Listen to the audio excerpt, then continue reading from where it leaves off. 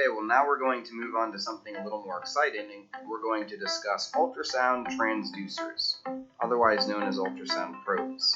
And if you remember from the previous discussion, the primary purpose of the transducer is to convert that electrical energy from the ultrasound machine to acoustic energy and vice versa. And it does this through the piezoelectric effect. And the piezoelectric effect, if you remember, is where an electrical current is applied to crystalline material in the probe. They change shape, vibrate, create ultrasound waves. Those ultrasound waves go out, hit the patient, are reflected back. Those reflected waves hit the crystals, change shape again, and then the transducer converts that signal back to electrical energy. Well, if you think of this in the form of the ultrasound machine shouting out a sound, it hitting a canyon, and that echo being reflected back and being received, we can think of these transmissions as echoes. And in fact, they transmit in a pulse echo mode, meaning they send out a pulse of waves and then they listen. Those waves are reflected back, then they send out another pulse, they listen. Those waves are reflected back. And in fact, they spend the majority of time listening. 99% of the time, they're listening. And only 1% of the time are they transmitting. So you can see from the picture at the bottom that there are many different types of transducers. So we divide them primarily by their frequency and shape. So we have high frequency transducers. We have mid-frequency transducers, and we have low-frequency transducers. The high-frequency transducers are approximately in the above 10 megahertz range. The mid-frequency are approximately 6 to 9 megahertz, and the low frequencies are approximately 1 to 5. These are not hard and fast numbers. These are just approximates, and there is definitely overlap. In addition to the frequency, then we divide it into the type of transducer, or the footprint or the shape. And we're predominantly going to discuss three types. One is a phased array transducer. The second is a curvilinear transducer. And then the third is a linear. The phased array is a low frequency, curvilinear is a low frequency, and then the linear is a high frequency transducer. So let's start out with discussing the linear transducer. And the linear transducer is a high frequency transducer, typically in the range of 6 to 15 megahertz, although there is a variety of frequency ranges in these transducers. And because the range of frequencies is high, it's good for imaging superficial structures. But it does not have good penetration and typically will only penetrate to 6 to 10 centimeters depth at the most. Now there'll be many different shapes of this transducer, like a hockey stick or this shape that you see here, but the footprint is always linear and flat. Now the footprint you see is this dark gray area that I'm outlining, and this is the part that touches the patient. And because it's flat and linear, on the image of a linear transducer, it produces a flat footprint at the top of the screen, and then a rectangle or square-like image. This is how you know that this image is produced from a linear transducer. So then what are some of the applications that we'll use a linear transducer for? Well, again, think of superficial applications. So something like vascular applications, where you are imaging the vasculature or doing venous access or vascular access. Things like DVT, another vascular application. Things like soft tissue, where you're imaging superficial structures and want very good resolution. Things like ocular, things like musculoskeletal applications, and some of lung applications, primarily looking at the pleural line. Now these aren't the only applications, but this gives you some idea of what we use the linear transducer for. Okay, next let's look at the curvilinear probe. And the curvilinear probe is a low frequency transducer, typically in the 2 to 6 megahertz range. And because it's a low frequency transducer, you significantly improve your penetration from the linear transducer up to 26, even 30 centimeters of depth, dependent on its frequency range. And if you notice from the curvilinear transducer, the footprint is much wider and it's curved. And that's where it gets its name, curvilinear. And therefore, on the image of the curvilinear, you have a curved footprint at the top of the screen. And because it's curved, the ultrasound beams then produce a sector-style image. Some say it looks like a piece of pie with the tip of the pie bitten out of right here. But nonetheless, the curvilinear transducer predominantly is called the abdominal transducer because its primary application is abdominal ultrasound. But it can also be used for GYN applications, OB applications.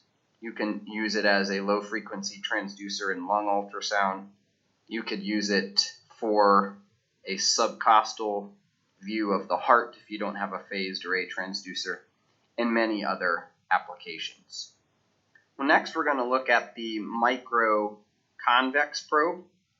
And really the microconvex probe is just a smaller, higher frequency curvilinear probe. So this is typically a mid-range frequency probe, but can get into the higher frequency ranges and the lower frequency ranges. And it may be in the 6 to 10 megahertz range. So therefore, this has a good balance of penetration and resolution, and usually will go somewhere into the 12 to 16 centimeters of depth range. Now you'll notice the footprint on the microconvex probe is also curved, hence convex, but it's much smaller, hence micro. So the image that the microconvex probe then has that microconvex footprint at the top, and also produces a sector image as we saw in the curvilinear, but with a much smaller footprint at top.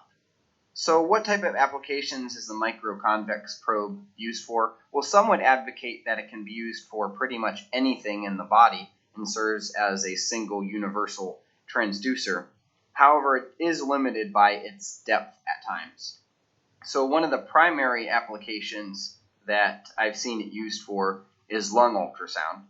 It's used in many different pediatric applications, so pediatric abdomen, neonatal head, etc. It can also be used for vascular, both in vascular imaging as well as in vascular access, and many other applications. Next, we're going to look at the endocavitary transducer. And the endocavitary transducer is a curvilinear transducer. It's also a mid-range transducer, typically in the 5 to 9 megahertz range. And therefore, just as we talked with the microconvex, it balances penetration and resolution. And as you can tell from the shape of the endocavitary transducer, it has particular applications. And its predominant application is transvaginal scanning, which we'll discuss in a bit. But you can see that here, the footprint is near 180 degrees, so it has a very wide field of view.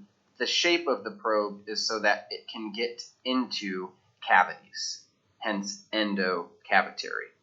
And if we look at the shape that the endocavitary image produces, we'll see that it has this very wide field of view, nearly 180 degrees, and then produces a wide sector image from there.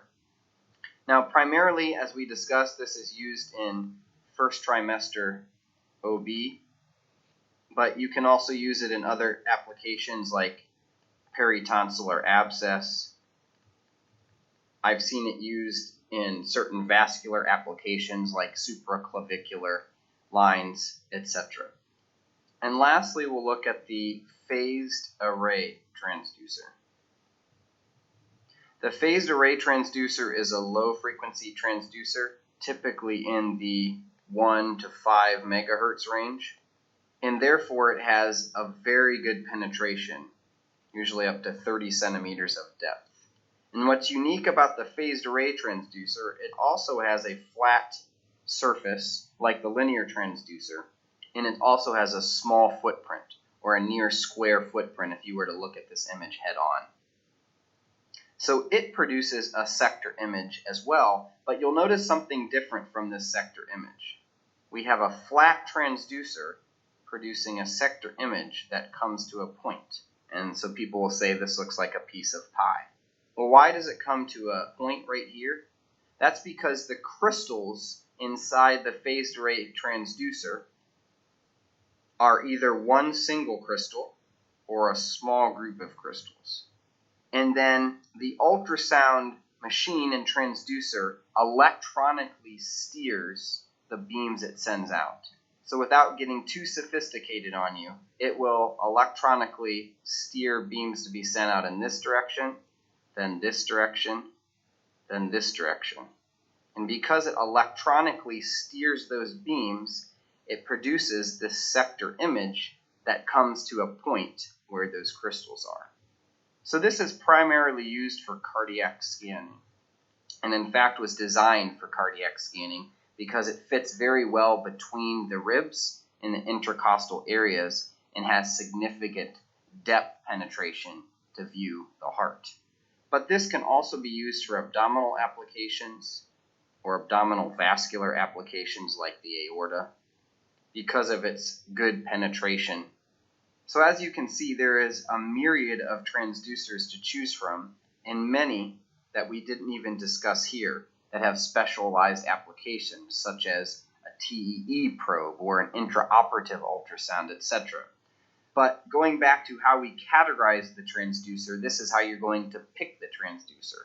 So we categorize them based on the frequency, and so you want the highest frequency possible at the given depth.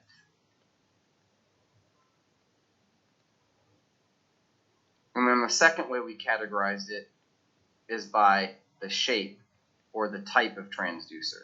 And so you want a transducer that fits your application.